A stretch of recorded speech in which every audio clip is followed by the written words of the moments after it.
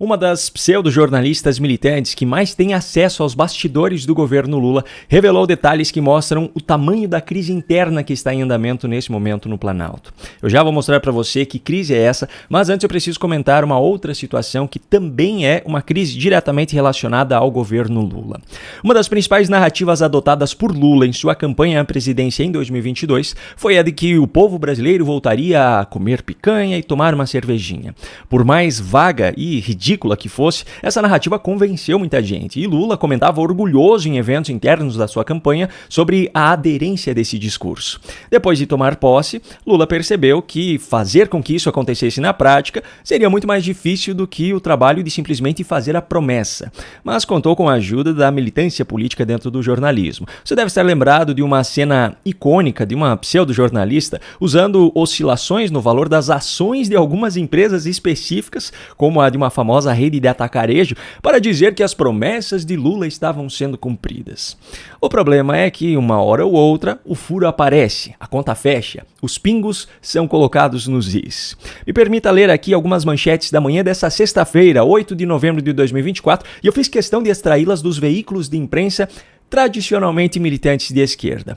O UOL. Inflação sobe 0,56% em outubro e fura o teto da meta em 12 meses, diz IBGE.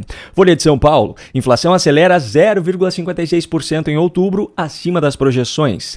G1. Preço das carnes sobe 5,8% e é maior impacto da inflação de alimentos de outubro. O Globo. Preço das carnes sobe 5,81% em um mês, maior alta desde 2020. Inflação acelera em outubro e atinge 4,76% em 12 meses, acima do teto da meta, puxada por alimentos e conta de luz.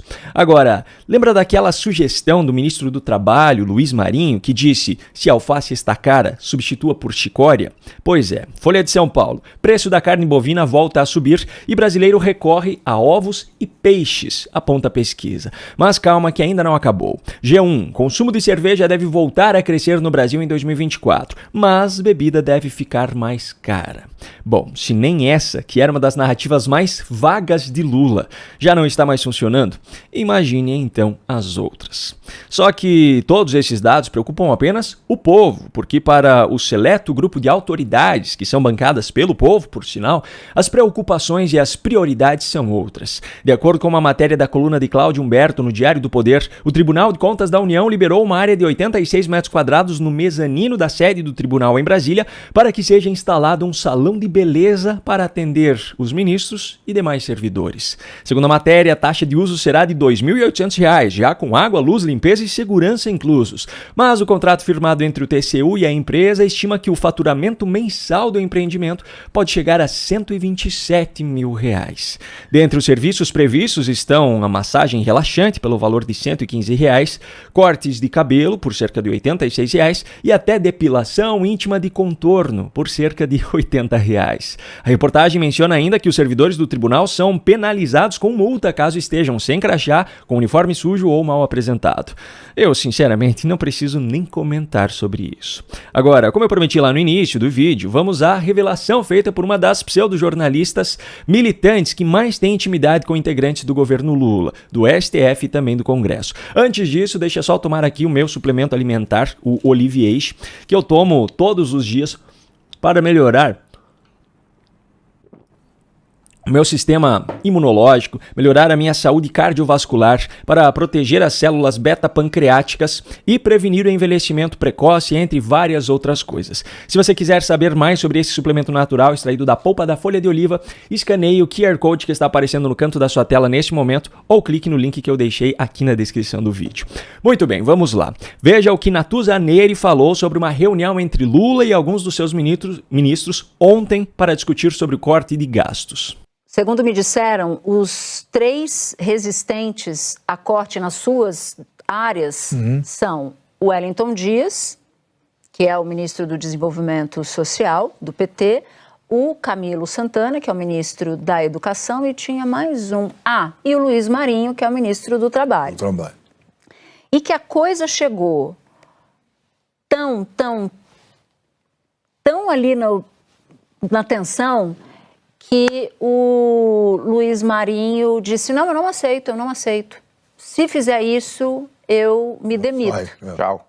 Aí uma fonte disse assim, ai, seria tão bom, demite, porque esse ministro e tal, começou a falar mal do Luiz Marinho.